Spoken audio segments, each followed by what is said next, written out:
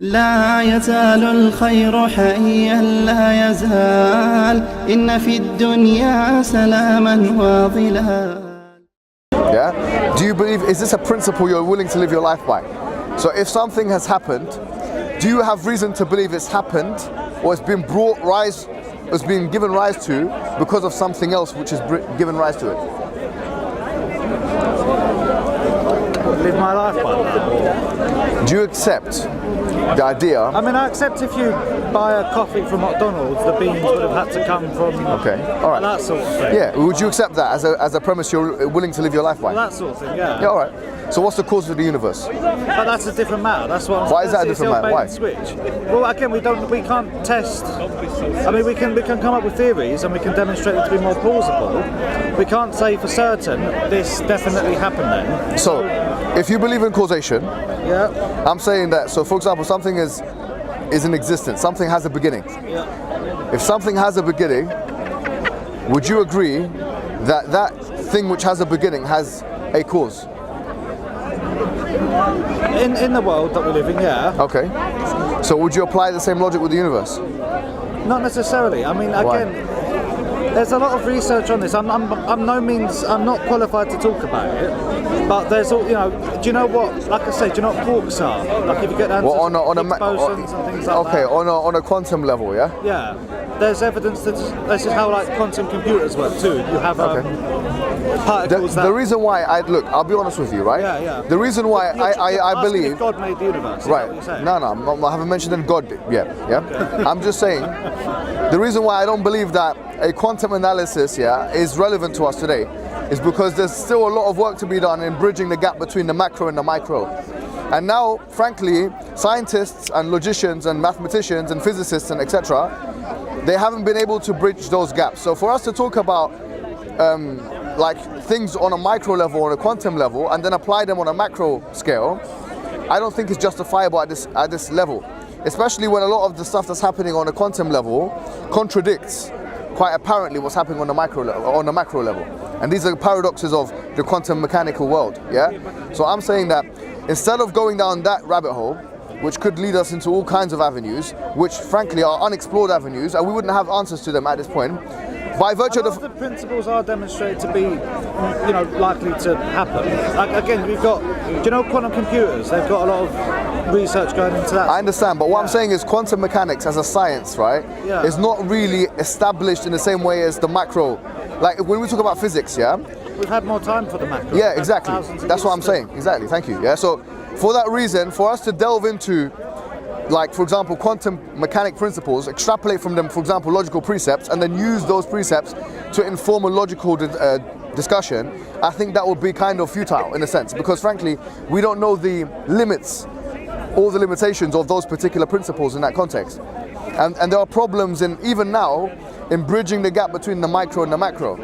So that's why I say that, for example, are you willing to say that the principles of formal logic, ones that we know of, that we require for deduction, for instance, that we're willing to put them aside? Because if that's yeah, okay. I don't want to say that. I'm saying that we don't have enough to say that. Do you see what I'm saying? I'm saying that there is not enough to say that. To not focus on that for now. No, but what I'm saying is this, right? If you look at the quantum world, you'll find that some of the principles that can be extrapolated from quantum mechanics run counter to principles on the macro world, which include those that can be found in formal logic. Yeah. So I'm saying that unless we're willing to say that all of those formal logical principles, we're willing to put them aside because of what we see in quantum mechanics, which we can't yet explain, then we should put the quantum mechanical discussion to the side. Because quantum mechanics is not established yet for us to know. We can put it to the side. It doesn't necessarily mean it's right or wrong. Yeah, accepted. Yeah. Like a lot of things, if you go down to a small enough scale, don't make sense in large scale. It's just what happens when you scale things down that way. Yeah, accepted. All right. The same way a universe, that some of the mechanics that happen in the universe don't make sense if you're in a room. Do you know what I mean? Absolutely. It depends on the scale. So that's why I'm talking to you about principles which we can see on a macro level, which we can using empiricism, using deduction, using formal logic, using inductive logic, using abductive logic, using deductive logic, we can come to an agreement on. So things like causation, contingency, because if they form the base of our discussion, then we can build upon the discussion. So if I say to you, do you believe in causation and contingency? Right, so the fact that, for example, in this universe, in the space, this domain, that things are dependent upon other things. Yeah, for the purpose of discussion. Right, perfect. So if you agree with contingency and you agree with causation, then I will just simply ask you the question, what caused the universe and what is the universe dependent upon? No one knows. No human knows right now. Fine, but you accept that something caused the universe and that the universe is dependent upon something. You said on Earth. Again, you don't know that for a fact. So let me ask you a question. Did something cause the universe and or is the universe dependent upon something? We can't see that far into space to determine that. That's what I'm saying. There's a number of theories. All right, so you see, this is where I think the paths start to kind of separate, because if we say that we agree... You're saying that, I mean, your belief is God started the universe. No, I'm not talking about my belief. Though. No, it's irrelevant to this discussion. Or right? some being created universe. What I'm saying is, at this point in time in this discussion, all I'm saying is, if you accept contingency and causation, the two C's, contingency meaning like dependency, causation, which we define as something which brings rise to phenomena. My simple question is, if we apply this logic to the universe, I could ask the question, was the universe caused into existence and or is the universe dependent upon something else?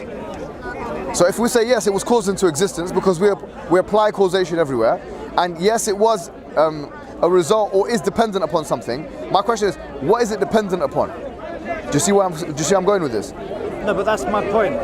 You're applying the logic that you see around you. It's the same thing that, I'm not saying you are, I'm just saying it's the same sort of thing you get like flat earthers and things, do they go, I can see the earth is flat, so therefore it must be, they do that sort of thing. I'm not saying you are. Yeah, I'm not doing that. It's not, you can't, they're two different questions what you're asking. You're saying if you apply the logic that we see on Earth to billions of years ago in the universe, then that doesn't make sense. Like it's two different subjects. Okay, I can see where you're coming from. You could say, if you simplify it. Let me simplify it. Yeah. Is the universe dependent upon something? Its creation or its existence? Its existence. You could say its existence is, yeah. Okay, fine. As it is now. What is it dependent upon? Like physical principles. Like, what do you mean? What's dependent? If the universe is dependent upon something, is the thing that is dependent upon dependent or independent? Think carefully. You said we agreed that the universe is dependent upon something, yeah? Not the cause of it. As it is I didn't talk about causation. Yeah. Now I was talking about contingency. Is the universe dependent upon something? Then that thing that is dependent upon, is it dependent or independent? It's dependent on many things. Like so you have the universe. This is the universe. Yeah. Universe, yeah? You said it's dependent upon, so you agreed, yeah? Okay, it must be dependent upon something. Now, the thing that is dependent upon, is it dependent itself or is it independent? What are you saying? The universe is infinite as far as we know. Well, hold on. You've just said that the universe, you agreed that the universe is dependent upon something, yeah? So if the universe is dependent upon something else, that something else here, yeah? That something else, is it itself dependent or independent? It depends how you see the universe. No. Are you seeing it as a closed system or? Yeah, okay, the universe is a closed system, yeah? The universe is a closed system which, according to physics, is expanding, which means it has a beginning, you could say, yeah? Which is the classical model of science today. Anyways, the universe is here, it's dependent. So it depends on something else. That something else that it's dependent upon, is that something else dependent or independent? Well, it's part of the universe. I mean, again, we don't know how the universe began, so it's part of the universe. We're saying it's dependent upon something else, which means, by definition, it's actually not part of the universe. You're throwing out all these fallacies. Like, it depends. What's the fallacy about this? Like you're saying questions that don't necessarily make sense. Why? Because it depends how you see it. There's 1,001 different factors to consider with what you're saying. Well, give me one of them. Well, like, it depends if you see the universe is closed or open. Well, I said, okay, we see that the universe is a closed system, all right? We can only see so far, that's the thing. We can observe that the universe is expanding through redshift and whatnot, yeah? We could say, for instance, the universe is expanding. The universe had a beginning, it's a closed system. This universe, which is a closed system, which is expanding or whatever, I've asked, is it dependent on something else, or is it independent? If we say now here it's dependent upon something else, okay, there's something else which is dependent, there's something else which is the universe is contingent on, is dependent on. Is it itself dependent or independent? There's something else which the universe is dependent upon. What is it? I wouldn't say anything else would have caused the universe. I'm not talking about causation. Well, then the laws of the universe would, like, if you change any of the laws. But the laws are not necessarily a cause of sustenance or maintenance. Laws literally are organizational structures which cause certain things to happen in certain ways. Yeah. They're not something which power or cause energy. It's not, laws are not energy, right? They're not a power source in a sense. Think of this as a mobile phone, right? The mobile phone, I've got my phone here somewhere, right? I can imagine one, yeah. All right, mobile phone. Which I need to get a new upgrade. Okay? This mobile phone, let's assume for the purpose of analogy, this mobile phone is the universe. Okay. If this mobile phone is the universe, this mobile phone has a battery, which nowadays, I don't know why, back in my day, we could take out the battery and stuff. But now they've trapped it in and made it impossible for us to take out the battery for some reason, right? Anyways, the mobile phone has a battery. So it requires an energy source in order to power it. Therefore, has energy with it. What do you mean? The universe needs a battery, or it needs some way to power it? If we consider the universe as the mobile phone, its dependence is on something else in order for its generation, in order for it to be sustained and maintained. Just like this mobile phone, yes, it's on 62% battery, yeah? But believe me, because in a few maybe hours, 3, 4, 5, 6 hours, it might be on 20%. Then it will be on 10%. Then it will be on 0%. Then it will say 30 seconds switch off. Then I won't be able to turn it on unless I power it. My question is now, if we consider the universe in the same way, that it's dependent upon something else in order for its generation, then I'm saying that something else, is that something else limited in its abilities? Is it dependent itself on something else, or is that something else independent? There's no something else. There's nothing outside the universe that powers it. The universe is. So you're making a claim now. There is no. As far as we know, there is no. The universe is itself. Oh, you see. So you're saying there is no something else. So now the mobile is powering itself in your analogy, right? So the mobile, it stays at 100% without any charge on. Yeah, but that's because the universe isn't powered by something. The energy in the universe is contained within itself. As far as we know. But what I'm saying, if it's a closed system and it's been put. You can't say whether or not it's closed though. We don't know that for sure. We can only see so far. Well, the laws of physics apply only to the universe as we know it. Yeah. What is a closed system? A closed system is where certain things apply only within that particular system, right? So the laws of physics that we can observe, we can say they apply only to the universe. Now, going back to contingency, I want to. You're going to bring up the second law of thermodynamics at some point, because if it feels we could bring the second law of thermodynamics as a supplementary argument. Closed system you're talking about, but you can't talk about the universe having power or having energy without talking about the creation of that energy or how that may have happened. Thank you very much. But my point is, that's good. Now you're talking. Go on. But that's my point. The point is, we don't know for sure what caused the universe. You seem like you've studied this in uni or something, man. No, not in uni. That's what it's an interest of mine. That's what I'm saying. Yeah. I'm not qualified to That's talk good. about That's all right. It's good. Something's wrong. All right, no problem. But if you're talking about the causation of the universe, I'm not talking about causation. I'm talking about contingency now. We're focusing on, because there's a difference between causation and contingency. Do you notice that? Because a causation is something which brings, a cause is something which brings rise to phenomena. Contingency is dependence. So they are different. That's why I started off by talking about causation and contingency. Because if you have a problem with causation, then let's focus on contingency. So here, I'm just talking about the generation, the main... The universe powers itself, so to speak. Or... Yeah, why not? How does it remain in existence? Is it dependent upon itself for its own existence? Is it sovereign? Is it eternally besought of all? Is the universe eternally besought of all, or is it itself dependent upon something else? You good, yeah? You're right, yeah? I like this. I might. Again, it may well have had a beginning, so to speak, if you want to call it that. If it has... But here I'm not talking about time or beginning or causation. I'm just talking about contingency. Go back to our phone. You're asking how the universe powers itself, yeah. So to speak. It powers it's eternal as far as we know. So the energy... Really? It's within... How do we know that? What's the evidence for that? That's what I'm saying. As far as we know, though. No, but there's no evidence to suggest. In fact, the scientific evidence runs counter to your claim. The second law of thermodynamics, the fact that the universe is actually expanding, both of those things run counter to the fact that the universe is eternal. No, in the sense that you can keep going in one direction. And I mean, again. But that's not eternality. That's not the definition of eternality. Is it eternal in terms of time? But even if it is eternal in terms of time, it doesn't stop it from being contingent. So you can have an eternal universe in terms of time, but still be contingent on something else.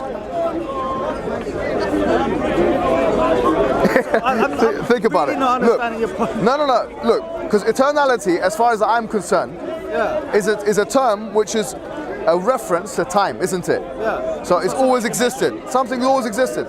Which, if you want to accept that, that's fine. If you want to accept that the universe always existed and there was no singularity and there's no beginning of the universe, which you kind of alluded to that you might believe in anyways. But let's say, for example, you believe that there was no beginning, yeah?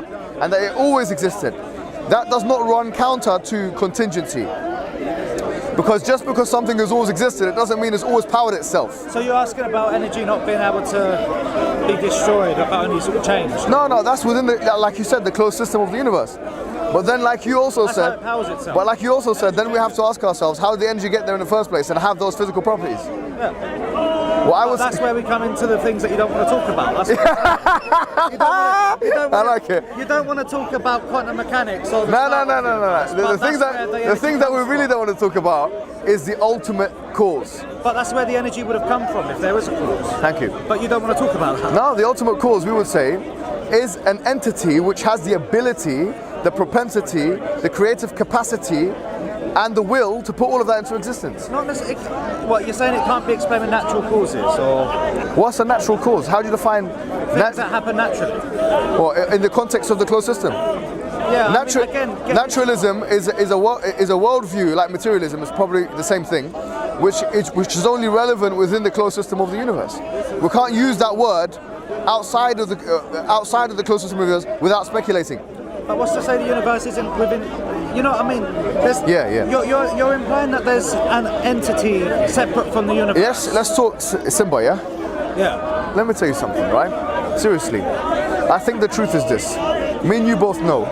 We don't know anything. No, hold on. If we don't know anything, we wouldn't be having a conversation, believe me. We don't know for sure about the universe. I think both me and you know that if we do use the principles which we live by, principles of causation and contingency, and logical deductionism, and rationalism, yeah, and inference to the best explanation. If we use those principles which we live by, I think me and you both know that the best possible conclusion to the reality of the universe is that it was caused into existence, or is contingent upon some entity which is independent. Because had that not been the case, there would be a chain of dependent things, which would be a infinite regressive chain backward. Therefore, I would say to you that that entity which caused everything to exist, the universe to exist, is in fact an intelligent source, is in fact a creative source, a powerful source with a will. And we would call that in the vernacular, I mean, you can't. because of the laws of physics. Because if you think about the laws of physics, they're intricate. The fine-tuning of the universe, which is a different. A rock isn't intelligent. Pardon? A rock isn't intelligent. You know, it's. I've said nothing about a rock. No, but you're saying about an entity that would have, like, for the universe to come about. You're saying an intelligent entity would have had to create it, that designs it. Well, I haven't said would have had to. What I've just said, my wording is different to your wording. I've said the inference to the best explanation is that we have an intelligent entity, a thing, that caused the universe, or that the universe is dependent, contingent on. That's for me, the inference to the best explanation. In the same way as I would infer things. By intelligence, you have to imply that this thing can think, whatever. Not necessarily. That's only. It has some sort of conscience about it. Will. To make a decision, but yeah. You can't. I mean, I could just as easily say. Do you see that that's a plausible option? I mean, prove it. That's what I would say to. Well, I would say to you, what is proof? Because here, I think that's the atheistic recourse to say prove it. Proving, what we just said, what we agreed upon. If you agree upon contingency and causation as principles that we can live our lives by, and if we do a deduction based on those principles, then that would constitute as a deductive proof. But if you don't want to use those principles and do an inference to the best explanation, then you won't have a proof. So it depends on what you consider proof. No, but that's my point. You have as much proof as I may do, right? In the sense that you can What's your proof? That God doesn't exist? No, in the sense that you're saying an intelligent being you think may have created the universe. No. I said that's the best explanation. That you have? No, it's the best explanation. If we apply, and this is why... I could just as easily say... This is a conditional. So I said if we apply principles, if we say that we use as a base principles of causation and contingency, in my opinion, the inference to the best explanation is that the universe was caused into existence and/or that it is contingent upon something which itself is independent, eternally besought of all, sovereign or otherwise not in need of anything else, as well as having a will, intelligence and capacity, creative capacity to put other things into existence. That in the vernacular is referred to as God. Why do you need intelligence to put something into existence? Pardon? Why do you need intelligence to have something to be put into existence? You see, the wording you're using is different to the wording I'm using. You're using word need, which is a word of necessity. I'm not using this word need. I'm saying that the inference to the best explanation. Why do we see laws of physics? The laws of physics are an expression of, I would say, organization, thought, or intelligence, because they are sophisticated, complicated. I would also argue that they allow for a range of different phenomena to take place at the same time, without there being, in physics terms, an implosion of the known universe, or, for instance, things to contradict itself in the universe. For there to be a sustaining of the universe, and for there to be different complicated things that are working within the context of the universe and coexisting within that context. So I'll say that is another layer of argument, which is the fine-tuning argument, which I'm sure you're familiar with. You've referenced it, the watchmaker's argument, whatever, which would also enhance the argument. Because frankly here, then you have three different things. We can triangulate this. We can say here you have causation, you have contingency, and now you have fine-tuning. Now you're boxed into these three different things. Question is, how can we explain something which is most likely contingent on something else, most likely caused by something else, and most likely a result of intelligence, as it is the expression of intelligent processes? So I would say that would entail that there is a singular cause and/or something which the universe is contingent on, which is also intelligent and allows the universe to be put into existence. But the cause may, again, there's a million and one theories about how the universe may have come into existence. Well, give me one of them which you find compelling. Compelling, I mean, we can't know for sure yet. Again, we've only just started looking into this stuff for the past 100 years. But again, if you look, I can't remember exactly what it is. Multiverse. No, not multiverse. Okay. No, there's been research done in the past few years. Again, going into quantum scales, they can basically find evidence of quarks. Do you know what they are? Quarks. Quarks. Yeah. QUAR. Yeah, I've heard of them. I'm not a specialist in quarks or quantum mechanics. I'm not qualified to right. Neither am I, which is why I know my limits. I'll tell you straightforwardly that the quantum world for me is, for me, is a confusion, right? It is confusing. And especially when we try and bridge the gap between quantum We've only been and macro. here a few 100,000 years as humans. You know, it's not something we can comprehend. Exactly. It's not so like, I would say that because quantum mechanics is paradoxical with the macro world on many different levels, yeah? Using the rules of quantum mechanics to inform a logical discussion at this rate is unjustifiable. But you're asking for a compelling argument. One argument I found fairly compelling. It's not a definite. It's only, again, it's early stages. You have quarks, and they've basically found evidence that these can phase in and out of existence, like entirely in and out of existence. Tiny microscopic particles. They've also found evidence that, if anything, the universe, even if you go into deep space, there are still particles. If you go into deep space, you know, even if you go outside the Earth or outside of the solar system, you know, there's still particles around. It's not complete vacuum, absolute empty. Absolutely. That goes against the idea that something could come from nothing. Experiments that have been done over the past years, they've found evidence to suggest that the universe, if anything, favours having something there, so to speak, rather than nothing.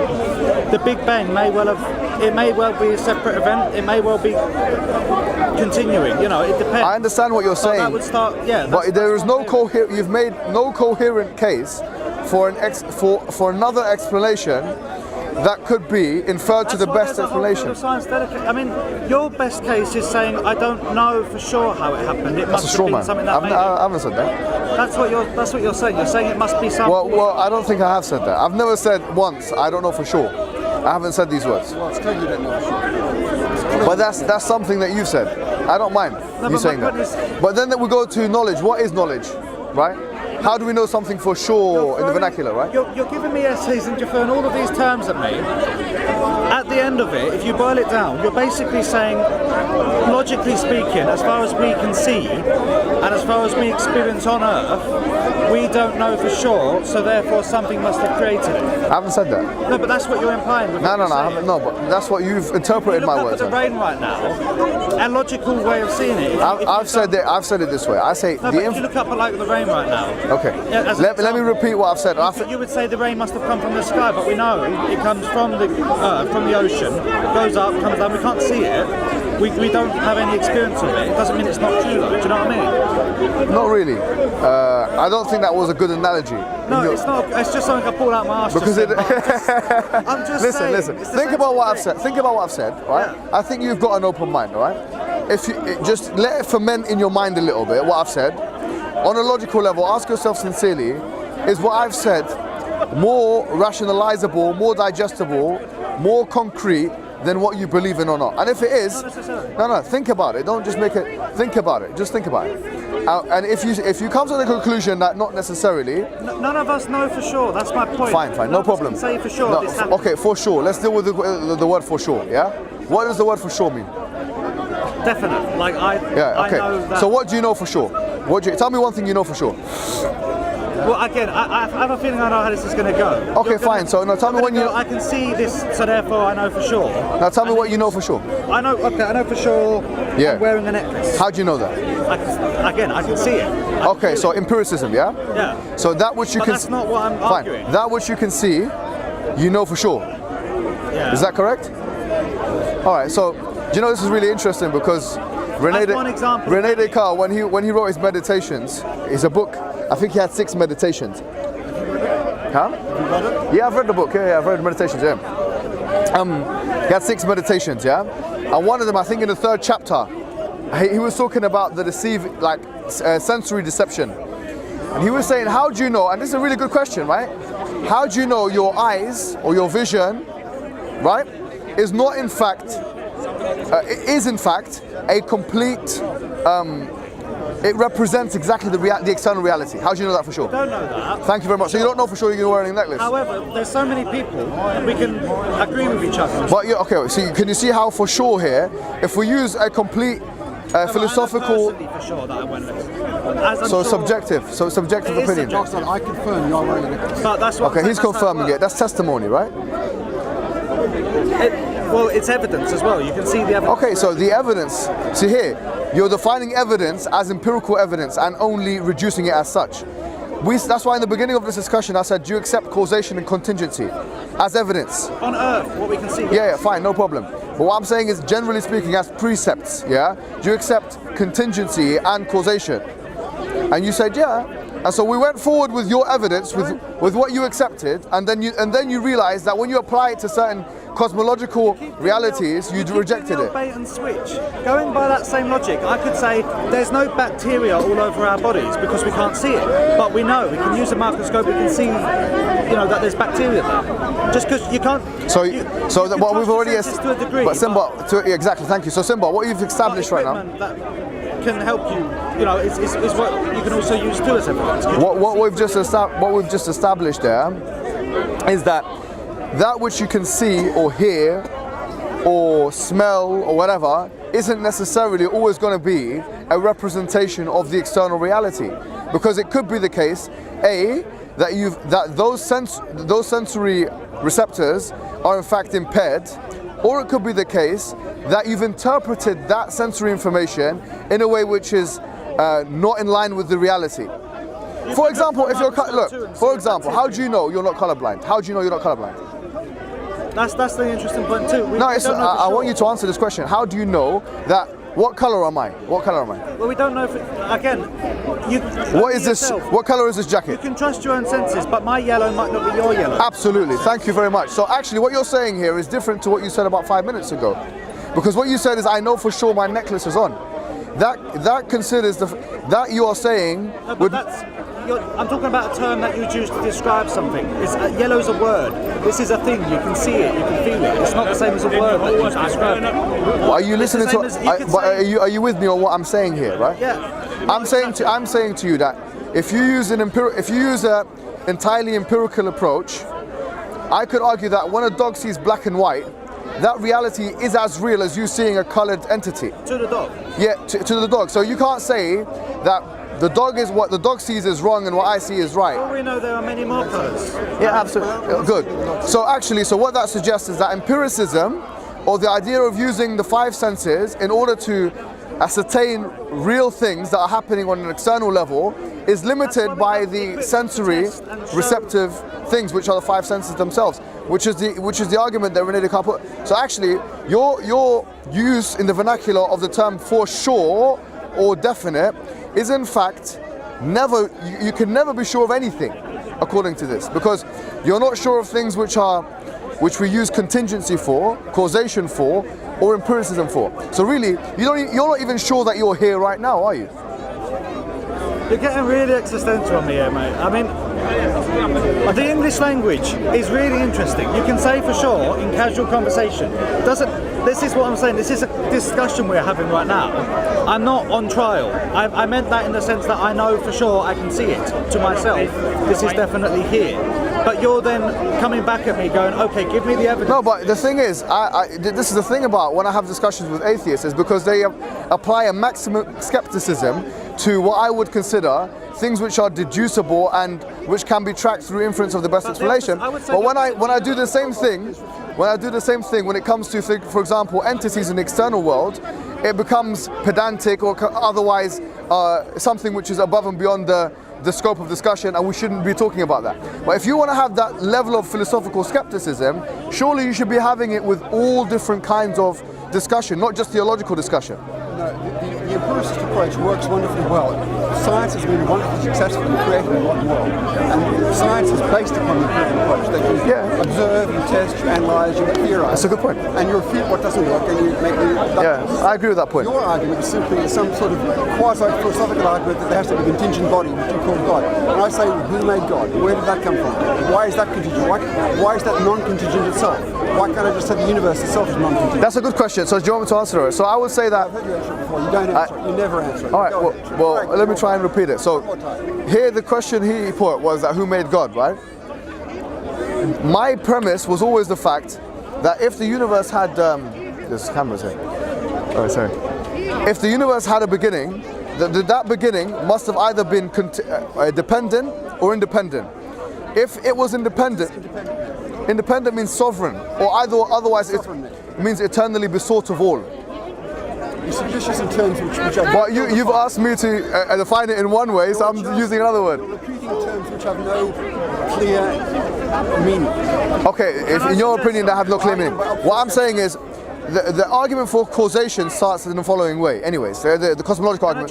Let me just make this point. Sorry, I apologize. Is that everything that begins to exist has a cause. The universe began to exist, therefore the universe has a cause. That argument starts with the premise that everything that begins to exist has a cause. We would say that God, or what we would render as the entity that brought everything into existence, didn't begin to exist in the first instance. We'd also say that... But you can say the same thing of the world. Maybe Pardon? It never began to Pardon? exist. You could say the same thing of the world. Maybe it never began to Yeah, we had that discussion. We did have that discussion. There might be an oscillating universe. We don't know if the universe is eternal. Yeah, I know, but... We do know that there was a big bang. Yeah. I can't be current theorizing. Yeah. But that could be an oscillating universe. We could contract, expand. Yeah, we've talked about those models as well, kind of. There's many more. Can I just point out though? Yes. Just quickly, on that basis of God must be eternal, have been around forever, separate from the universe. That doesn't make sense either. For the same reason you said to me. Say that. I didn't say. What's that again? Sorry. No, that God being this entity must have been eternal. You can't measure something eternal for a start, as I'm sure you know. It's always been there, always will be. Okay, so you're saying that. Sorry, go ahead. Sorry, By continue. that logic, Yeah. you're saying that either there is no God and the universe was caused by natural causes within its own universe, the universe is itself, or there is a God and the universe is eternal and was never created, because you can't measure something that's eternal. You can't say the universe was created 12... So what you've committed there, No. Sorry. I let you talk. I apologise. You can't No, because say these that- guys also had their little Just discussion. quickly, you can't say the universe was created 15 billion years ago, whatever, by a God. That's also eternal. Why was that not created eternally ago? If the God's been there forever, twiddling his thumbs for all of eternity, you can't possibly have something to start. So is that correct? So can I answer it? So I would say to you that what you've said in the beginning is that if you can't measure eternality, therefore eternality cannot exist. Concept. Yeah, right. No, but do you mind if I just answer from him? the answer of the Sorry. Let me just answer this, and then you can come in, if that's all right. Okay? So I was just going to say that just because you cannot measure something, it doesn't mean it doesn't exist. That's called the fallacy, an argument from ignorance. Just because, You can't measure. So go ahead. So he wants to say something. Do you give him a permission? Yeah. What's your name? So what's your name, sir? Sorry. Johanna. Johanna, how you doing? You're right. Nice. Go ahead, sir. It's just a matter of words. You name something God, you name something the world. No matter what it Sorry, is. can you raise your voice a bit? Because I can't hear it. It's just a matter of names. You call something God, you call something world. Yeah. And no matter your reasonings, at the end you could just say, okay, what you said on God, this I call the world. And then it changes. Yeah, I agree. So it's semantics, right? A lot of it is semantics. I would just mention one point is that if you look at those who put the word Pardon? God on things, those who say God, they have a lower opinion of the world, which is the paradox. Because if you have a great opinion of God, or if you think God exists, it means you think the world is not beautiful enough and big enough and wonderful enough to exist by itself. Well, I don't think we've made the argument of aesthetics here. I don't talk about how beautiful the world is. I haven't made that the argument. But go ahead. What did you want to say? No, like my point was, eternity as a concept. It's not something. It's measured in you can't measure it, but in a different way to you can't measure the amount of atoms in the world, sort of thing. It's the sense that. Does that mean that the atoms don't exist, or? No, but eternity is something different. It's a purely a concept, sort of mathematical concept. You can't possibly begin to measure it. But you can't negate its existence because you can't measure it. It's not something that exists as such. It's a concept. You can't negate its existence because you cannot measure it in the context of the universe. But that's So we're saying that, okay, I agree with you that it does not exist in the context of the universe, but we're talking about the domain which is outside of the known universe. Which we have no evidence whatsoever. Exactly. Yeah, there is no evidence, but so we can't speculate it. Everything is based on faith. The fact that you're here talking to me is based on a kind of axiomatic evidence base you've given to yourself. Faith in the biblical sense. You can't. Well, faith I guess you would argue. on a philosophical level, everything is faith. You go to a doctor in the faith that he'll make you better. You'd argue something like that.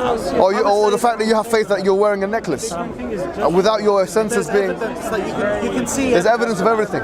Yeah, exactly. There's evidence of Santa Claus. There's no evidence of that. That's what I'm saying. There's no And you're a living evidence of Santa Claus. I mean, if you were Santa Claus, everything you're saying, Yeah. as far as evidence for God or something, can easily be refuted. Okay, well, I'm happy that I've given you a chance to do that, and we'll see if that's been done, because frankly, I don't see that there is any substantive evidences. Yeah, go on. Just to get into the meat, because I feel like we're discussing this much, and the whole subject, there's this much, do you know what I mean? Yeah. Into the meat of it, like, why do people, like, why is there any point in discussing this in the first place if there isn't a reason to be discussing it in the sense of believing in some sort of afterlife? You know, what makes you passionate in that sense to actually want to try and persuade people that there's a God? Well, I mean, why does it matter? Yeah, it's a good question. The question of why is what makes human beings, I would say, unique, right? I would argue that human beings are unique or distinguished by the rest of the animal kingdom in so much as they can ask that question. So I would say that the ultimate question, that why, not necessarily. okay, I would argue that. We can make things, but you go to the London Zoo, 10 minutes down the road. Okay. You see, the manga bees there, the monkey ones, yeah? You see them using sticks, you see them... Yeah, but that doesn't... You could say that that's questioning why, because... Why? Well, learning is that process. You could say learning is the process, because they use a stick, they figure out that they can get, like, food with it, Oh, it's animals on a lower level, because ants do that. But it's a lower level, it's a different type of consciousness. All animals think in a different way. I'm not suggesting that animals don't think. Yeah. I'm just saying that on a higher level, human beings can ask moral questions of why. You can't necessarily assert that, though. I mean, moral questions, yeah. But, why as in... Ultimate questions. Why do we exist? What's the purpose of life? And that's, I think, 3 questions come to my mind when we're talking about human existence. Where did we come from? Why are we here? And where are we going? And those questions, I believe, if we're serious about our human existence, we ought to ask ourselves.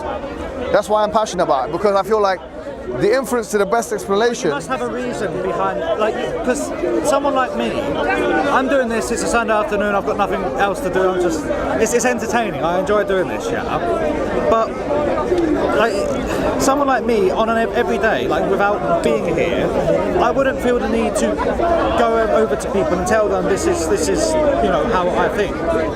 Because it doesn't necessarily, as far as I'm concerned, it's natural processes, there's no afterlife, there's nothing to worry about if you don't have any particular beliefs. We're the same in the physical sense. We're just animals on the planet like everything else. So, there must be a driving force. Yeah. So I would say that my concept. They have the driving force of, I want to save people and bring them to the afterlife. I can get that logic, even though I don't believe it. I can understand, but I found that, with Muslims, I find that 99% of them here, they don't want to discuss the Quran or their personal religious beliefs. They just want to talk about one tiny point of how the universe began, which none of us can know. That's what we do talk about. I mean, it's part of their narrative. The reasons behind your motive, if that makes sense. Yeah, no, as I said to you before. Because you're asking things that can't be proven. The Quran is what we believe is a discussion, or it's even the word of God transmitted through the metaphysical entities of angels to the physical entities of prophets to the rest of humankind. But if you don't believe... We believe in angels, yeah. Jinns and spirits. Jinns, angels, so you're spirits. Going on about you're going on about you can prove things that you can see. You have there's less proof for angels than there is for God. Do you know what I mean? Well, but hold on. Because you can't see angels, because they're metaphysical, right? Can you see things that are happening on a quantum level? Well, hold on. Can you see things that are happening on a quantum level? There's evidence for what's happening. Exactly. You can measure that. No, but hold on. Can you see what's happening on a quantum level? Through inference. No, we can't see what's happening on a quantum level. We can see the results from machines. No, but we cannot see actually what's. Okay, can you see language? Can you see mathematics? It's a different. Can you empirically verify see words? If you don't mind, let me ask this question. Can you empirically verify the existence of mathematics? You can say 2 + 2 is 4. Yes, that's conceptually. Abstractly, we can say that. Everything is conceptual by that logic, because language is what we use to communicate. There are tangible things and there are intangible things. That's why. But this has no meaning to it. But hold on, because what you've said. But unless you put language. See, look, when you apply criticality to your own precepts and concepts, you realize that actually, hold on, I'm not being philosophically consistent. Because what you said here is that we have evidence for something's existence, therefore we believe in it. And what you meant by it is that we have empirical evidence. I ask you to get me one empirical. We follow the best evidence. Fine. I'm asking you to get me one piece of empirical evidence for the existence of number 5. I did a maths degree and I've used the number 5 many times, so Yeah, fine, but it's in your mind. It's not something which is, you can't smell number 5, you can't taste number 5, you can't see number 5, you can't hear number 5. very muddy thinking. That's what I mean. It's very muddy thinking. But you see, well, you have to be able to use, you have to be able to use your own criticality to your own concepts. You're arguing about something when you can't think of a reason. Your girlfriend's to something else. No, your girlfriend's a clever person because she's using her critical thinking. No, I'm making a joke for start. Listen, she's clever. Give me one piece of She's doing the right. Angels, and you're changing it to maths. That's what I'm saying. You're saying you don't believe in the existence of angels because you. I'm telling you. If you don't mind, you said here the reason why you don't believe in the existence of angels is because you can't see the angel. I'm saying, okay, so do you believe in the existence of number 5? I believe that there's a magic blue pumpkin flying around Jupiter.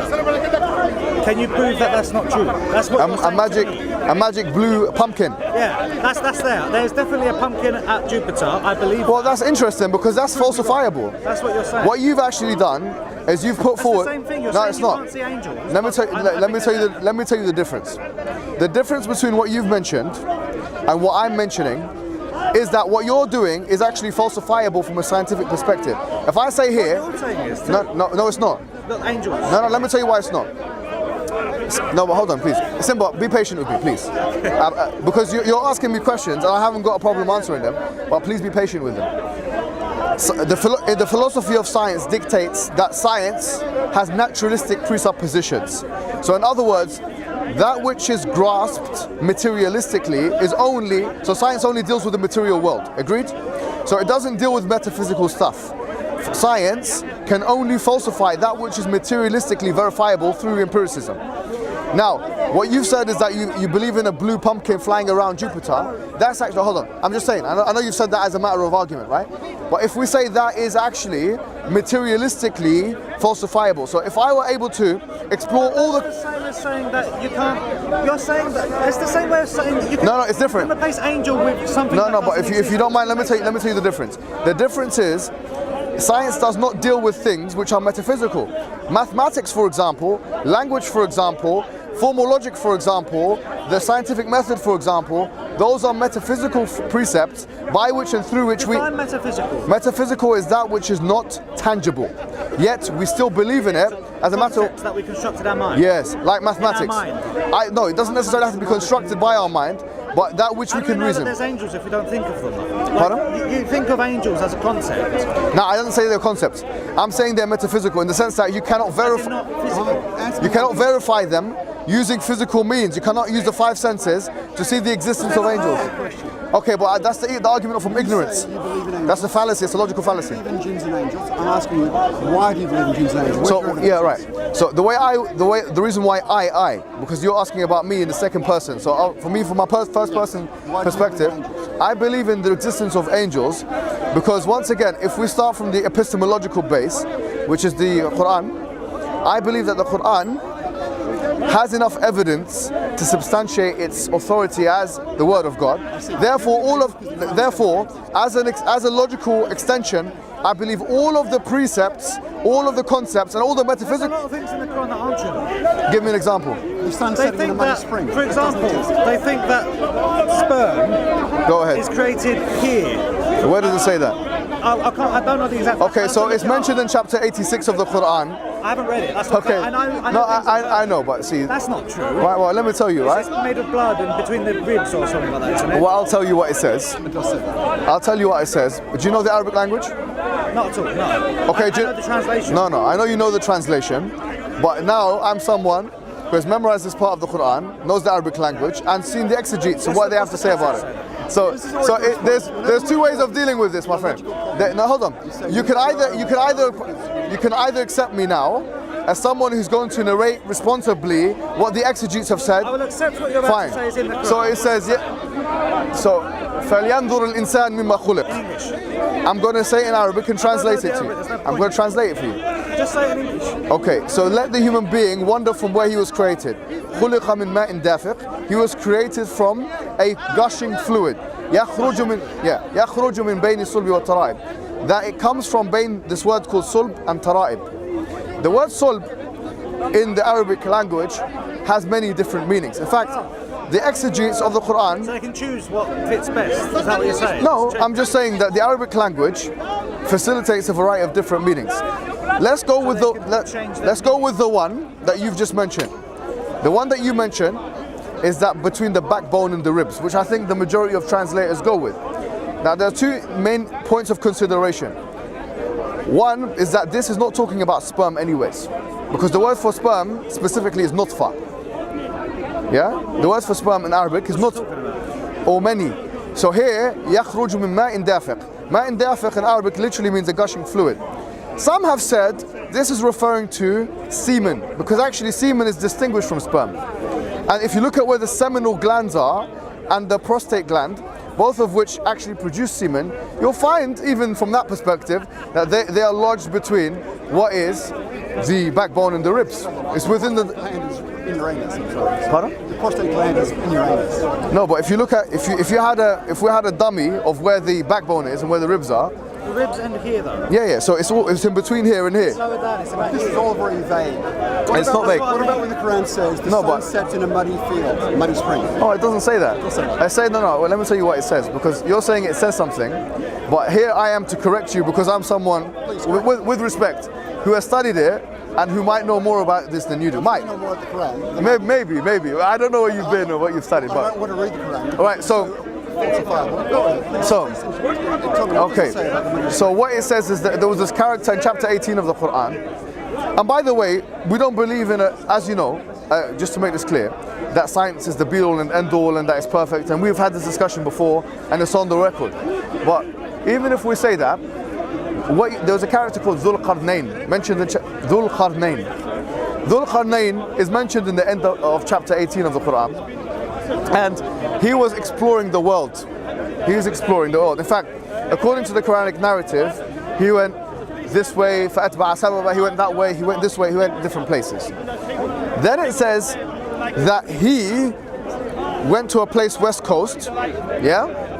And he said, وَجَدَهَا, he saw the sun setting in the murky water. He saw that.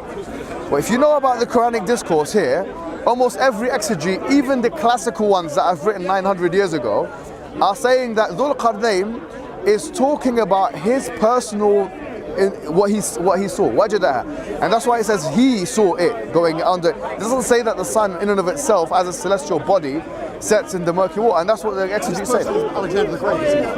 No, there's a difference of opinion among the exegetes. The correct opinion is that he was not Alexander the Great. Some said he's Cyprus the Great and others, but there is a difference because he's Alexander the Great. It's simply reporting what he saw as opposed to what happened. Because the Quran says for example, if we look at chapter number 21, verse number 33, وَكُلٌّ فِي فَلَكٍ يَسْبِحُونَ. If you look at chapter 36, verse 40, it talks about the sun, the earth, and the moon. Yeah? And it says, وَكُلٌّ فِي فَلَكٍ يَسْبِحُونَ. That all of those things are in an orbit with their own rotation. And in fact, Ibn Abbas, who was the most senior Sahabi companion who narrated upon the Quran, he said that means to say that the sun has its own rotation, right? And he actually brought a spinning wheel and he demonstrated that to the Sahaba, so to the companions of the Prophet. So it talks about 7 heavens. It talks about 7 heavens. 7 heavens are, I would describe them as, the Quranic discourse says that we live in the first heaven. So in other words, wherever we see, because in chapter 67 of the Quran, it says that وَلَقَدْ جَعَلْنَا سَمَاءَ الدُّنْيَا وَقَدْ زَيَّنَّا سَمَاءَ الدُّنْيا بِمَصَابِيحَ وَجَعَلْنَاهَا رُجُومًا لِلشَّيَاطِينِ. We have certainly adorned the lower heaven with stars, and we have made it a pelting thing for the devils. In other words, wherever we see stars or celestial bodies that resemble stars and planets, that is the first heaven. From that perspective, the Quran it demonstrates that there are 7 such heavens. In chapter 4, beyond the stars, there's another heaven. yeah, so above and beyond the universe, there are other entities which exist. And the evidence for this is? The evidence for it, the evidence for it is the same evidence that atheists employ when they talk about multiverse. No, every single scientific point in the Quran was already known about before. It's not like this is the other thing too. Why was nothing about quantum physics or about The Quran is fundamentally a book of guidance for people, right? It's not meant to confuse people. God told him these scientific things that only God would possibly know. Does the Quran say that shooting stars are missiles sent by Allah to destroy jinns trying to get into heaven? Yeah, that's what I just recited, yeah. Is that what it says? وَلَقَدْ زَيَّنَا السَّمَاءَ الدُّنْيَا بِمَصَابِيحَ وَجَعَلْنَاهَا رُجُومًا لِلشَّيَاطِينِ. Shooting stars, which we know what they are in scientific terms, but apparently according to Quran, they're missiles that Allah sent to try and stop jinns getting sticking into heaven. Yeah, so what we believe is that, do you know how you have fortune tellers, yeah? This is actually what we believe. You have you've probably had from experience, like horoscopes, fortune tellers. We consider that the person who goes to a fortune teller committing one of the major sins, in fact, one of the things that takes them out of Islam. By the way, it's just an interesting point to note, yeah? We believe that there are entities called the jinn, which are in fact synonymous. Some of the jinn are the devils, yeah? We believe in the devils. Folks, there's no evidence again. Yeah, okay, well, when you say no evidence, you mean empirical evidence. And we've already discussed the empirical point. You could have said anything and say there's no evidence for it. Exactly, thank you, exactly. You could say anything is true by that logic. Yeah, okay, but the thing is, what you're failing to understand, yeah, is that we believe in the metaphysical descriptions mentioned in the Quranic discourse because of the evidences that the Quran presents. Do you get it? So, for instance, if a quantum physicist came to you and says X, Y, Z is happening on a atomic or a subatomic level, yeah, you would accept their testimony based on the fact that they've got the instruments and the qualifications and the ability to potentially tap into this domain of the quantum physical world. Peer reviewing too inside. Pardon? Peer reviewing. Yes, you do have peer reviewing. Okay, so what we're saying. You can't peer review the Quran. Apparently it's true. Hold on. Actually, there is a way of falsifying the Quran. The Quran gives a. Pardon? Because your assumption. That has a few scientific basic principles that were known about for years before that. Everything there was common, like the salt and the sweet water. Okay. That was common knowledge, and they do actually mix. You have brackish water and estuary. Well, I haven't made the argument to you right now that this was not. That some things that were known about that are actually true, they were already known about. Okay. And then a lot of other stuff that may not be true, there's no proof for it, but you saying that everything is. You can show things are true these days. Like now, but not 1,400 years ago. They knew about those principles already. I know, but you couldn't just, I'll let Hijab Muhammad continue, but you would not be able to differentiate. So if I had 50 miracles as would be, I have to be very smart to be able to pick only the 10 that are right and leave the rest that are incorrect. These are basic concepts that they already knew about. That's what I'm saying. No. For instance, it's good. They couldn't prove it. Let's use embryology, right? So of all the things that in terms of scientific things, now I'm not an advocate of what you call trying to prove the Quran using science. I'm not an advocate of that. Because frankly, as we've said... No. What I'm saying to you is, from the philosophy of science, as we've discussed before, Thomas Kuhn's writings, I think, are very accurate and very descriptive in this, that science it does change and it's not perfect in terms of its epistemological truth value. However, if we look at, you were saying that, is there any, because what you seem to be indicating here, is there anything in the Quranic discourse which is concurrent with the scientific reality as is known today, which wasn't known at that time or before that time? And I say, yeah, I agree that I believe that there are parts of the Quran which fit that description. And what I would say is, the parts of the Quran which fit that description relate to the embryological development of the woman, of the womb. I believe that it fits that description. For instance, I read the works of Galen, I've read the works of Hippocrates, and I've read the works of Aristotle on this, all of which, in the case of Aristotle, all wrong, thank you. But Aristotle, for instance, he believed that the baby was a baby was formed as a result of menstruation and sperm coming together. And he also believed that the baby... fluids coming together. No, menstruation, and he specified menstruation and sperm coming together. And he also said that he believed that the baby would be the same form and then just grow bigger and bigger. So in other words, he didn't believe in incremental development of the baby. And he didn't believe that had any different form. He believed that the way it comes out is basically the way it looks. Now, if you look at, and this is why we would advocate what we would call like a multi-layered approach. The Quranic descriptions, I'll tell you what I mean by this. The Quranic descriptions of the embryological development of babies in the womb of mothers is not only I'll tell you. It's not only reconcilable. Well, this is the point first, and I'll give you the evidence and then the explanation, like they do in school, PEE, right? It's not only reconcilable with what they believed at the time, but is also concurrent of what we know today. And I don't believe that can be said of anything, whether it be religious or extra-religious, of the time of the Prophet, before the time of the Prophet, or even after the time of the Prophet by 500, 600, 700 years. So let me tell you, that's my point. The evidence of the passages of the Quran, you'll find in two distinct places of the Quran where it specifies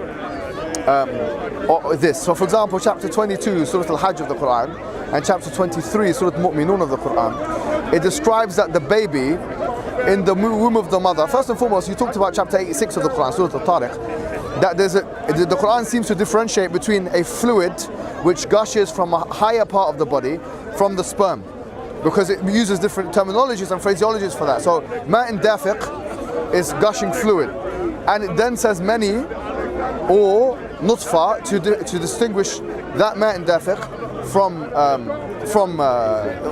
the sperm itself. The sperm, it says in chapter 76, verse 2, it says that إِنَّا خَلَقْنَا الْإِنسَانَ مِن نُطْفَةٍ أَمْشَاجٍ, that the human being is created from an intermingling of the two different kinds of the two fluids. Now, it's really interesting terminology here, because it suggests that both the man and the woman have something to do with the fertilization process. It does say that, it does suggest that, but not in the way which, but it's not suggested in the same way that Aristotle, for instance, explicitly mentioned, which is that it's the woman's menstruation and the man's sperm. So there is a differentiation there. Then you'll find in chapter 96 of the Quran, verse 1 and 2, where it talks about the human being made of alaq.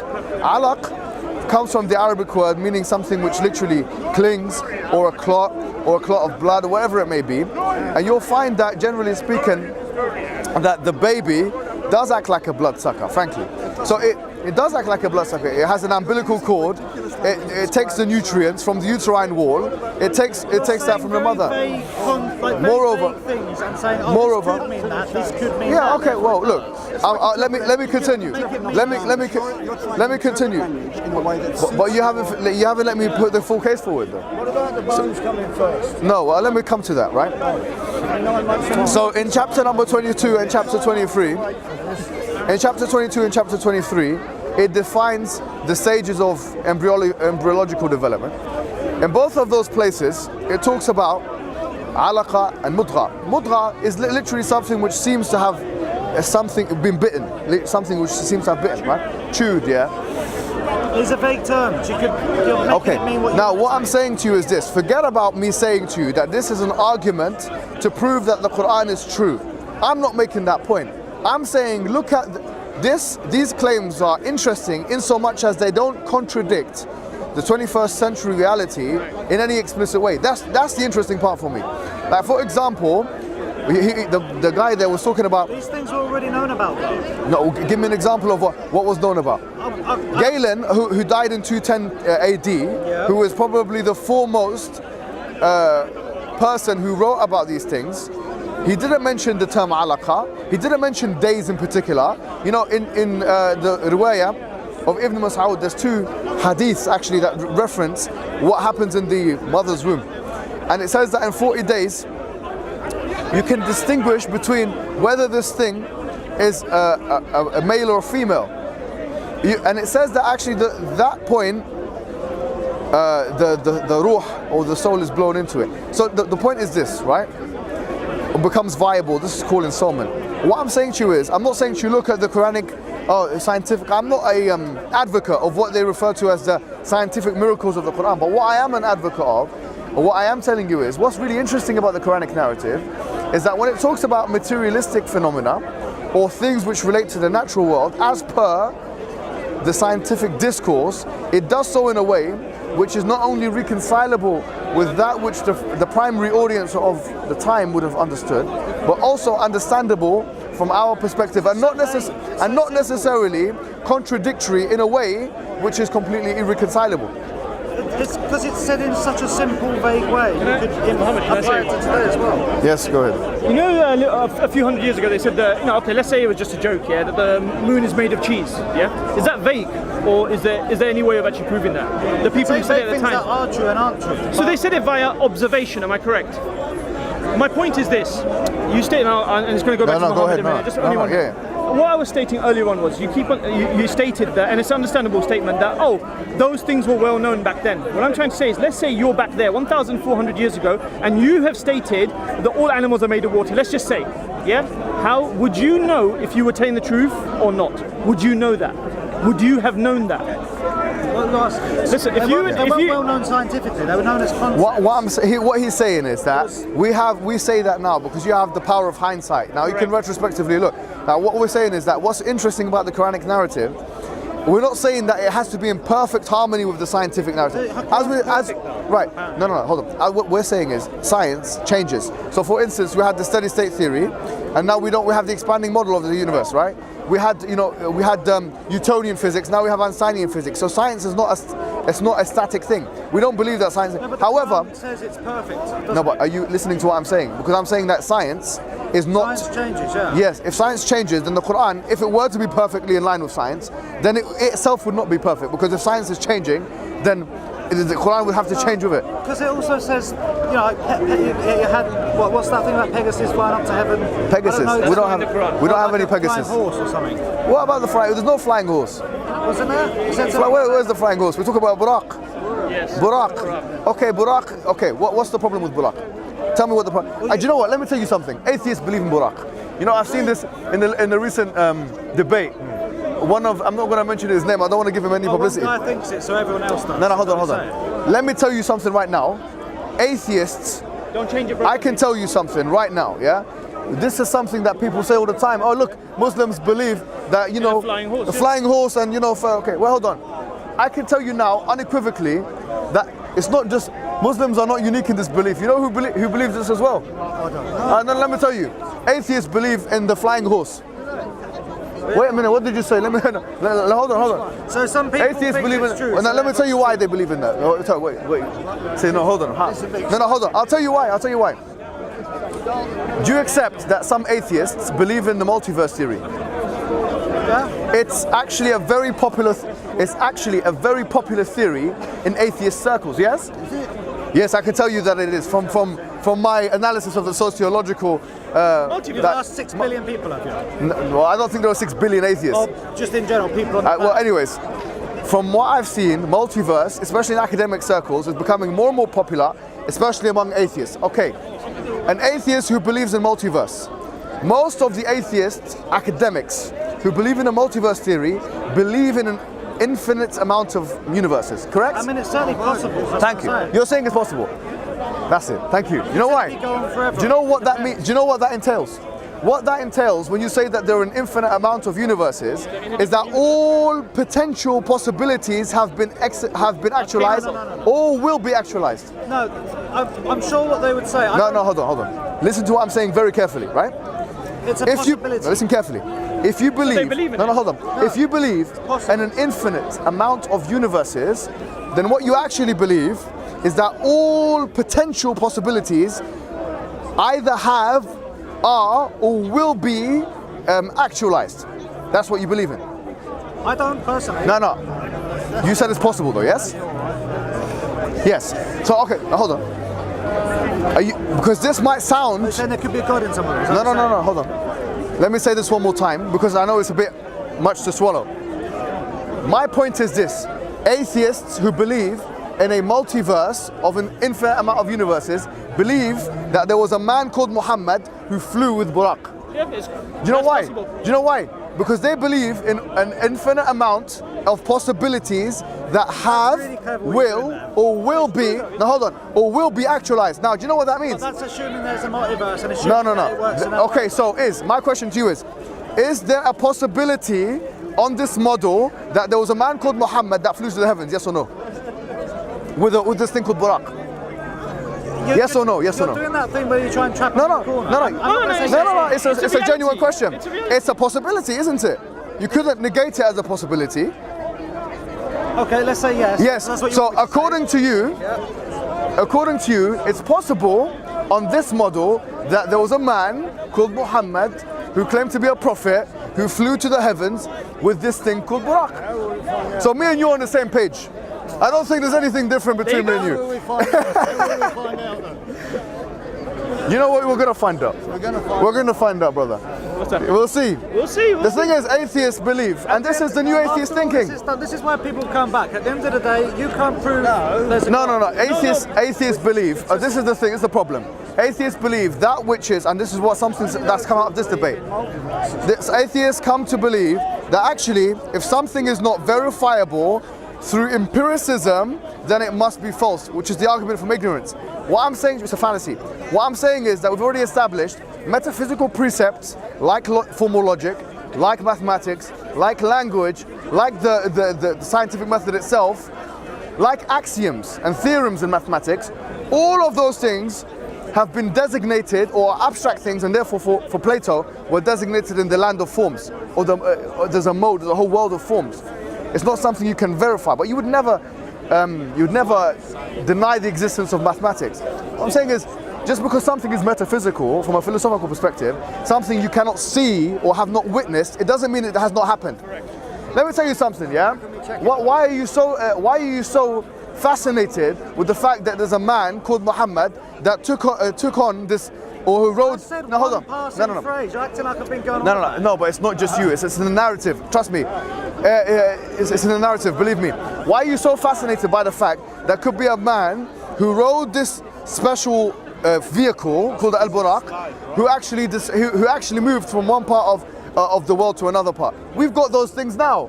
They're called planes, trains, automobiles. We have rockets. Let me tell you something. Yeah, hold on. It's not a horse. It's not a horse. It's called Al-Buraq. It's especially different creature. It's something which God created, yeah, and God we believe is the all-powerful, which literally is a transportation vehicle, yeah, which allows for that kind of trespassing or movement from different places. Now listen to me carefully. If I were living 1,000 years ago, 150 years ago, do you know when planes were invented? Tell me when planes were invented. I don't know the exact year. I'll tell you about 1895, yeah? The Wright brothers. 1903, is it the Wright brothers, yeah? Some say that there were planes that came before, and the Wright brothers, they're credited with the invention of planes. We're talking about 100 years ago. 200 years ago, same country. You say to someone who's used to seeing a horse and carriage, you say to them, listen, there's going to come a time. You say, wait a minute, what are you saying? I'll tell you again. There's going to come a time where people en masse are going to be flying in the air and going to be drinking, and going to the toilet in the air. That's nothing. No, hold on. If you say to those people that that's going to happen, can they fathom that? Have they experienced that? Have they seen that? Have they heard that? Have they smelt that? Have they felt that? No, they haven't.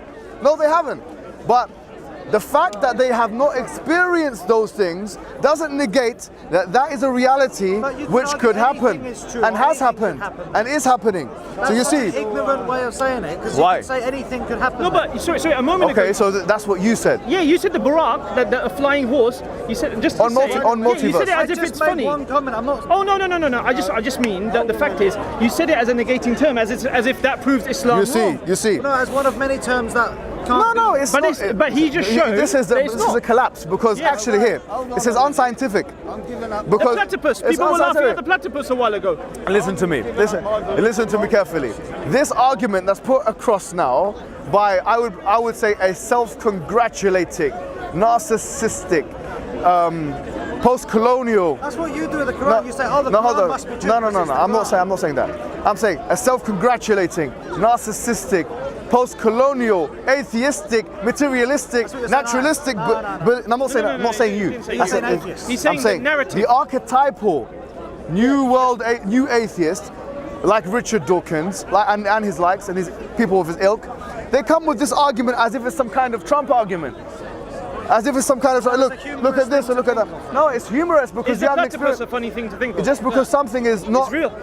But that's real. That's the thing. But Just because something is not, just because something, you cannot envisage it. You have not experienced it. It doesn't mean it's not true. Do you see how that works?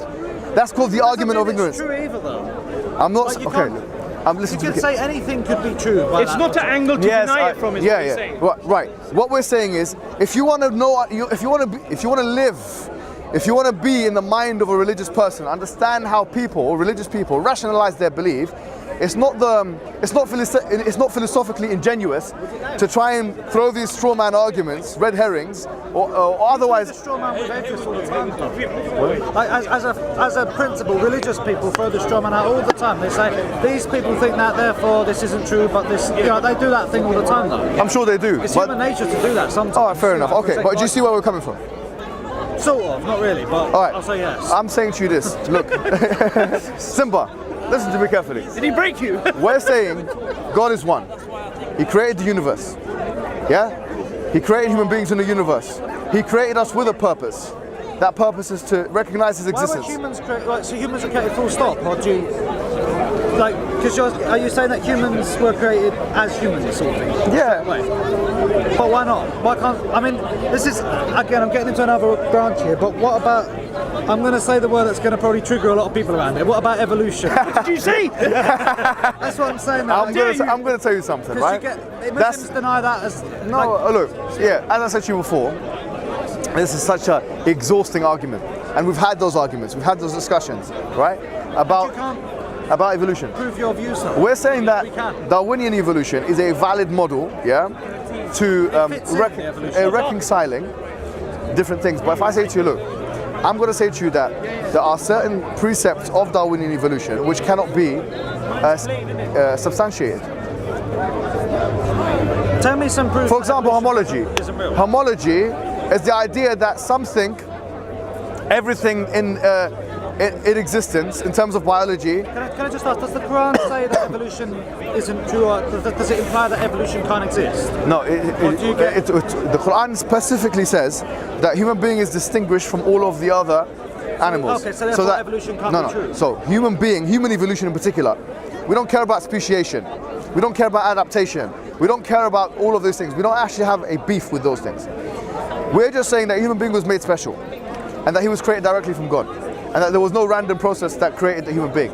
So that was a direct guided process. Give me some evidence for that. Like that humans. That's Okay, fine. Some evidence. against evolution. Give me some. No, what I'm going to say to you is that evolution, in and of itself, is a valid model, right? Darwinian evolution is a valid model. However, there are some of the premises of evolution, the logical precepts of it, which cannot be substantiated. For example, homology, right? If I said to you, homology is the idea that everything that exists in terms of the biological world around us descends to one common ancestor, or one single cell, that potentially everything, the web of life, whatever you want to call it, the tree of life, or has all sprouted from, has come from this one singular cell.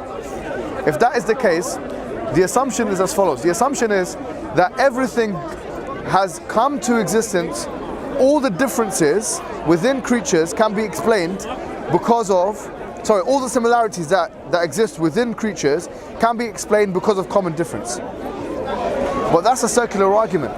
And that's actually one There that... are many different branches. No, but you're listening to me.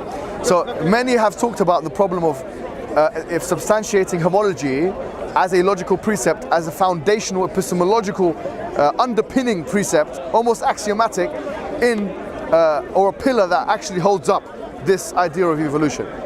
We're saying that it's a secular argument to say that how can you prove that everything which is similar is the result of common descent? And then you say the reason why is because everything which is similar is because it's from common descent. No, but listen, you're saying no, but this is a problem on the highest levels of academia. There's biological, there's archaeological, there's Are you listening to the point I'm making to you is, when you look at a Darwinian evolution model, it says that everything in existence exists because all the similarities that we can see in creation or in the biological world is a result of common descent. Is that understood? So the fact that we all came from one singular cell, for instance, or whatever it may be, that all of the similarities, because the opposite of homology is homoplasy. Homoplasy is the idea, the differences between different biological creatures. Homology says it's similarities between different biological organisms can be explained through the fact that they all commonly descend from one species. I'm asking, how can you prove that all the similarities are explained through common descent? Someone would say, to answer that question, because they all come from common descent. But in logic, that's called a circular argument. No, you can prove it. Well, you're asking how to prove evolution, is that what you're saying? No. Okay, I think this might be a little bit... I told you this was going to be a difficult thing to talk about, right? I'm saying homology. Do you understand what homology is? Yeah, basically. What's homology? I've explained it to you, so I want to know if you know what I'm talking about. I understand the basics. What's homology? The definition of it, what is homology and what is homoplasy? I couldn't give you a definition. I know the basics. Okay, homology. Let me say it one more time. Again, I'm not qualified to talk. All right, so let's not talk about it. We can talk about it. No. Homology is that everything in existence, in terms of biological organisms, the similarities in those things can be explained because of common descent. Like the fact that we all exist from one singular cell, or everything sprouted from that. So me and that tree are cousins or something, yeah? In the past. You and that, whatever it may be, the mushroom, the magic mushroom that they eat in the rock continents, I'm only joking, are somewhat related. Do you understand me? So homology would dictate... There's a lot of proof and evidence for that. No, I'm saying homology is an underpin... Look, in order to do science, there is something called the philosophy of science. In order to do biology, there is something called the philosophy of biology, yeah? So the philosophy of science tells us how to do the scientific method. Hypothesis, experimentation, peer review, falsification, etc. Okay, the philosophy of biology are the logical precepts which underpin the discipline of biology. So one of the logical precepts which underpin the Darwinian model of evolution is this idea of homology. So what is homology? Homology is the idea that everything in the biological framework, all similarities can be defined through the fact that we're commonly descended from one singular cell. My question is as follows: how can you prove that? That's it. How can you prove that? So you're asking to... They're two different... You've got evolution and you've got abiogenesis. I'm not talking about... No, I'm not talking about abiogenesis. I'm not talking about the beginnings. Like, do you want examples, or is that what... Or do you want, No. I can't give you a... Okay, fine. Look, this homology is a precept. It's a concept. It's abstract in a sense. It's an underpinning. It's not something which can be proven. You're not genetic sequences. It's not. That's something. No, but you're not following what I'm saying.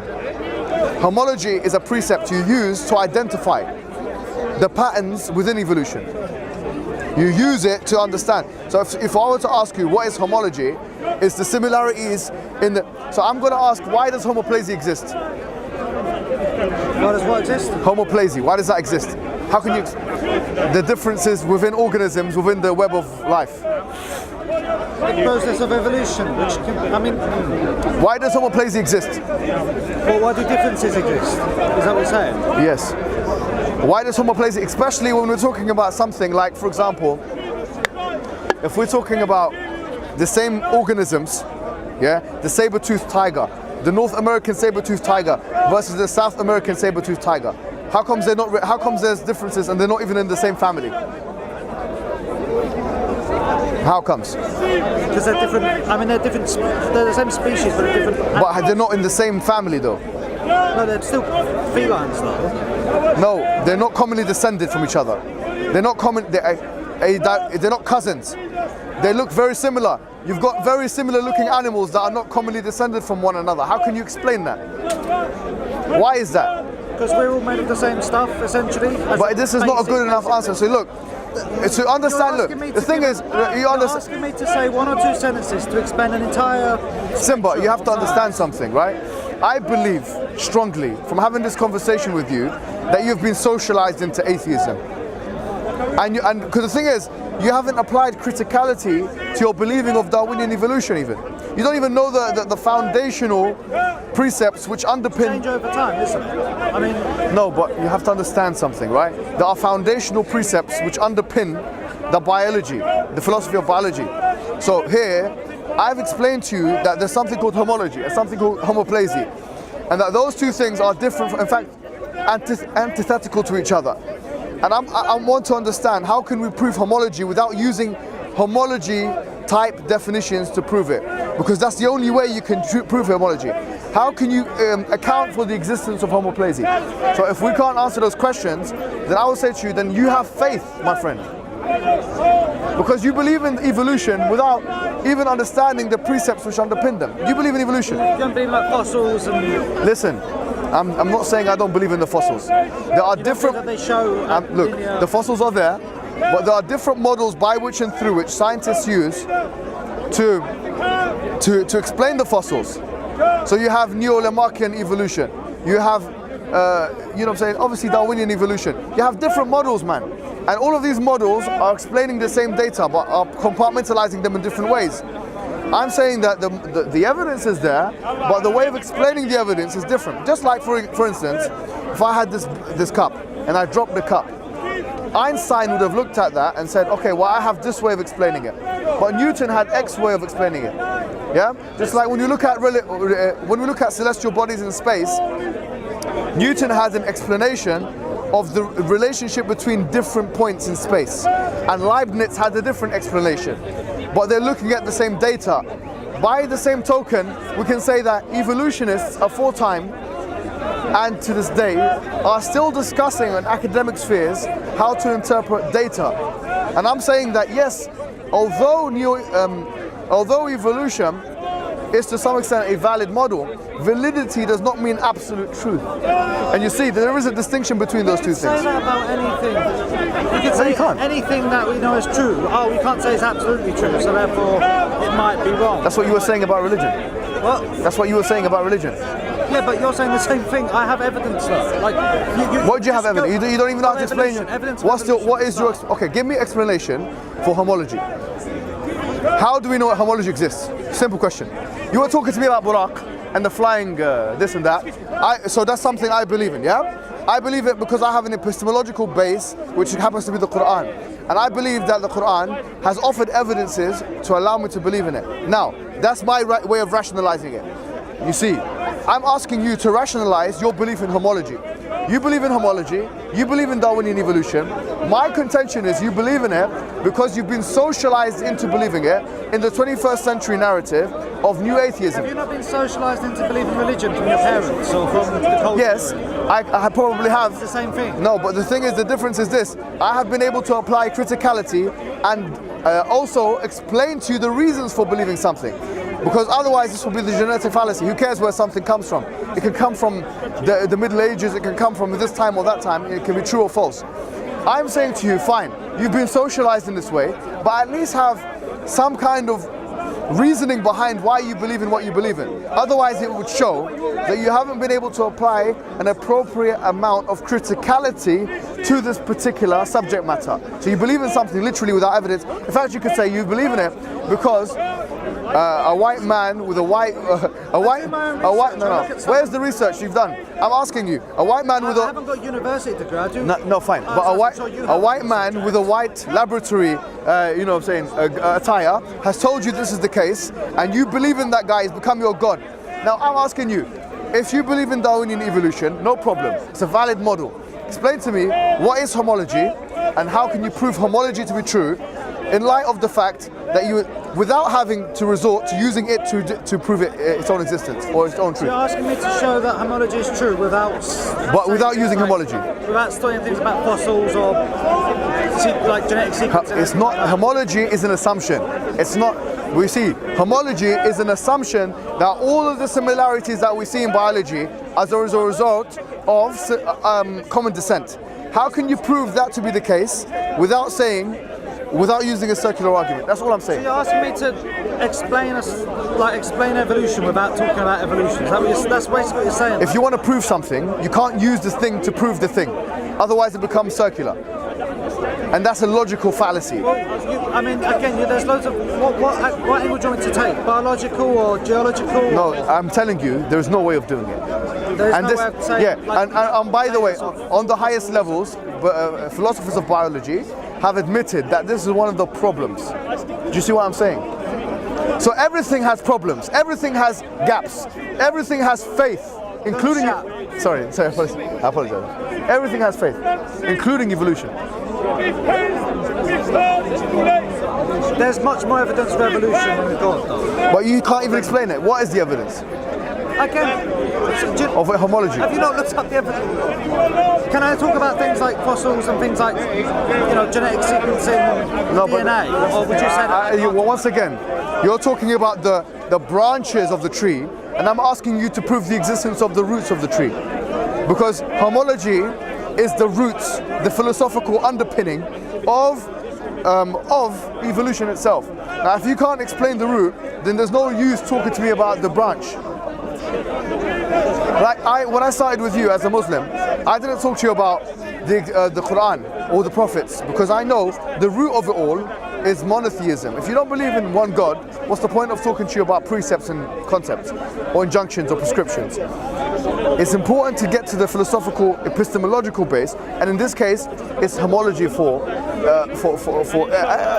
are many assumptions. One of them is homology. So I'm asking you, how can you prove the existence of homology without using evidences which go in line with homology in order to prove it? Because it would be a circular argument. Can you do it? So why do you believe in it? What, evolution? Homology. It's a change of... The similarity of organisms based on common descent. Why do you believe in that? Because you've been told. It's the same thing that makes them up. It's DNA, carbon-based DNA. What do you mean? Why do you believe in homology? So why do I believe that everything around us that's living come from the same thing, basically? Yeah. Because we're made of the same things. No. Well, how can you prove homology is a true assumption? With evidence. I'm not getting what you're saying. You're saying the same things over and over again. Okay, well, but that's because I haven't received an answer. And let me tell you, to be fair, there is no answer. Okay. There is no answer. You could say it's axiomatic. Let me ask you a question. A plus B equals B plus A. Oh, so AB equals BA. A plus B equals B plus A. Is that correct? Mathematically. Yeah. How can you prove that? Well, you can put numbers there. What you want to... Because you're talking about proving things, yeah? You believe that A plus B equals B plus A. So therefore you can't prove anything, so you can't say that... No, what I'm saying is... It's true then. No. I'm just... Once again, we're using our minds here, yeah? A plus B equals B plus A is axiomatic. It's something you believe in, I believe in, without any evidence. Do you know that? Then therefore everything that we say isn't true. No. That's a generalizable reality. That's what you're doing. No. I'm just saying A plus B equals B plus A is axiomatic. An axiom is something which literally you believe in without evidence. There is no evidence of the fact that A plus B equals B plus A. You can't use any mathematical proof. We can use linguistic evidence and say there is no such. It's a mathematical. It's addition. No, you can't do anything. I can tell you that for a fact. Well, I'm not getting what you're saying. I'm saying, you keep saying that, okay, well, you're asking me, why do you believe in X? You're trying to use clever sort of like linguistic ninja skills to try and trap in a cool... This is not what I say. This is Kurt Gödel, by the way. Gödel, he had something called the, what's it called now? He had a theory, which I forget the name of it now. Incompleteness theory. It's called incompleteness theory.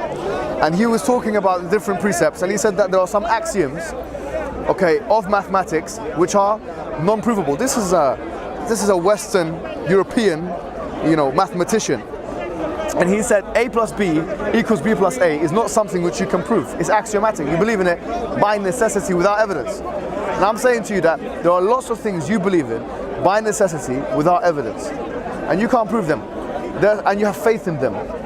So because the thing is, once again, part of the narrative is that anything which you have faith in must be false, which is a false argument in and of itself. There's lots of things you have faith in which you don't believe in. You don't have any evidence for it. Even homology is one of those things. Some mathematical axioms is another one of those things. Your own existence is a third thing, and the list goes on. Do you get it? So what we do, I'm going to give you now a way of dealing with it. Going back to the beginning of this conversation, what we do is we use inference to the best explanation. We see that, for example, the principle of contingency and causation, are are generalizable to a high degree, we would say that in describing the existence of the universe, we say that it is contingent, it is caused. Therefore, what caused it? What is it contingent upon? We realize that actually it's contingent upon an entity which is one, which is all powerful, knowledgeable, etc. And then we say, therefore, it makes sense to believe in this entity. Why is it created us? We would say to recognize its existence and then to have a relationship with it. That's Islam. Do you get it? I'll be honest, I'm starting to lose. I've been talking for hours. I'm walking through. You started talking to me for start. Yeah.